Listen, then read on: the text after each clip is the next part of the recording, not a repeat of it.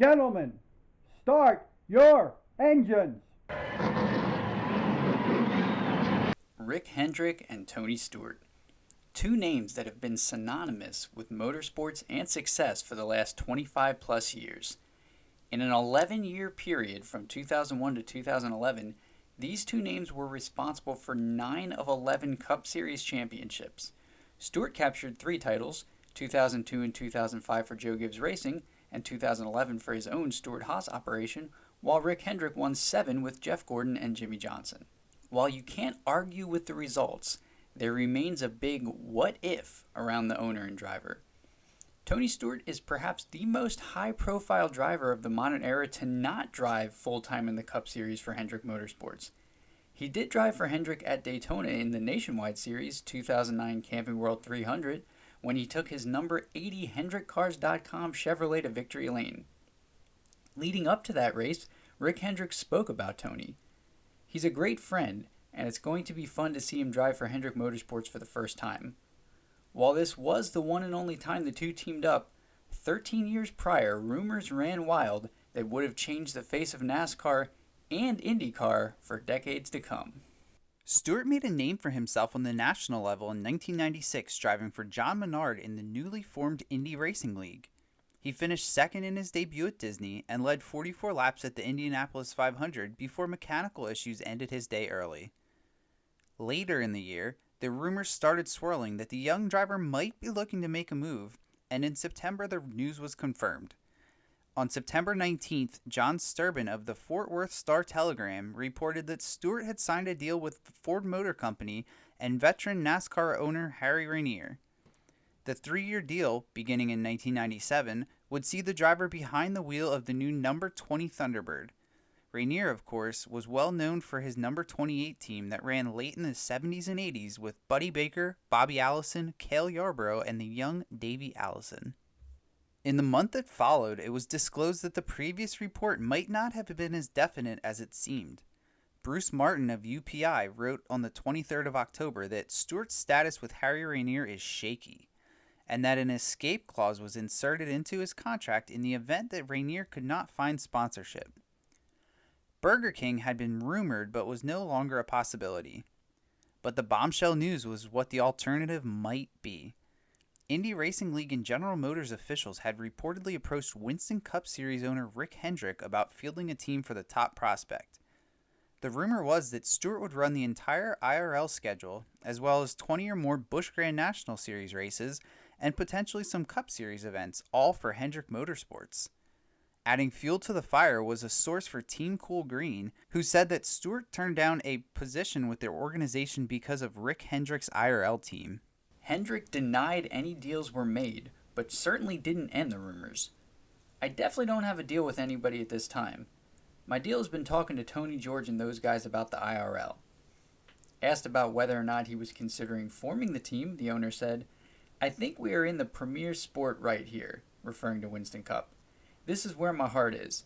The one thing I am not going to do in any way, shape, or form is interrupt this right here. But I could do it." The rumor continued to circulate, this time in Robin Miller's Indianapolis Star column, where the writer quoted Stewart's current team owner, John Menard.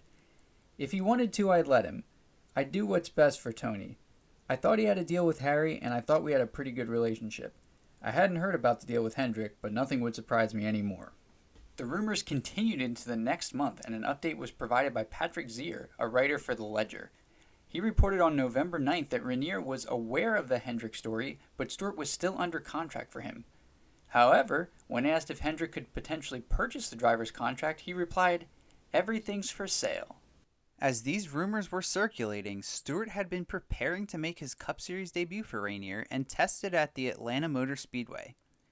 Unfortunately, injuries suffered in a violent IRL crash prevented the driver from doing so.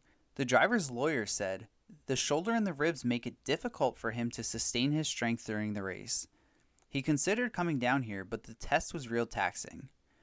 Busch Series veteran Elton Sawyer replaced Tony in the number 20 and finished a respectable 23rd in the season-ending Napa 500. Sometimes, as quickly as these rumors start, they go away. On November 14th, Jane Miller of the Peoria Journal-Star reported that the Rick Hendrick Tony Stewart team was no more. Hendrick had considered the team, as well as building engines, but in the end decided, I want to just focus on NASCAR. This left the driving prospect in an interesting position. He had contracts with both Menard in the IRL and Rainier in NASCAR, but nothing seemed certain. Nothing had been announced heading into 1997, but in preseason testing it was not Stewart in the driver's seat of the number 20 Ford, but veteran Greg Sacks. Sacks was reported to be in negotiations for a full-time seat with the organization, leaving even more questions about Stewart's future. A few weeks later, on January 24th, the Dayton Daily News stated that Sacks would be the driver for the Daytona 500, and Stewart's plans were still uncertain.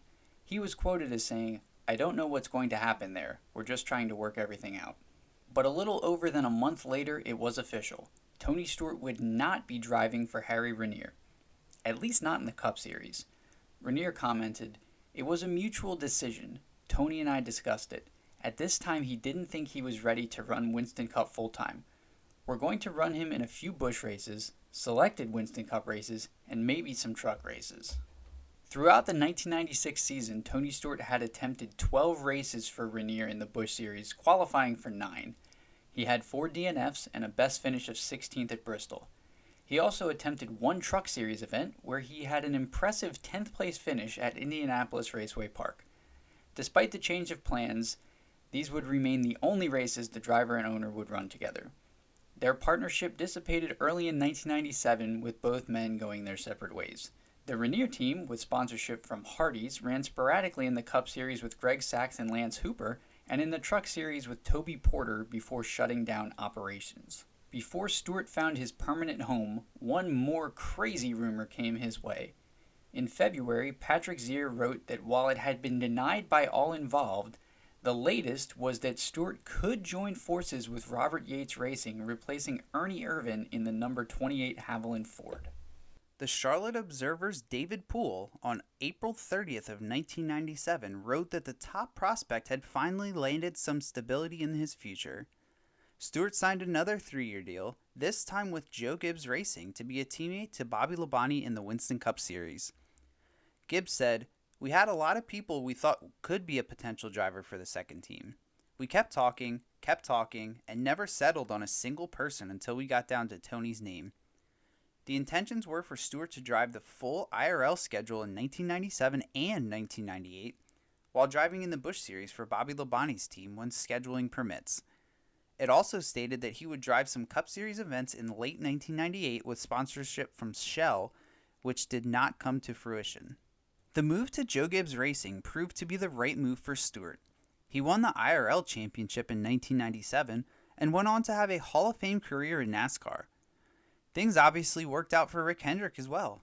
His continued success with Jeff Gordon, Terry Labonte, Jimmy Johnson, and others has led him to be one of the most successful owners in the sport's history.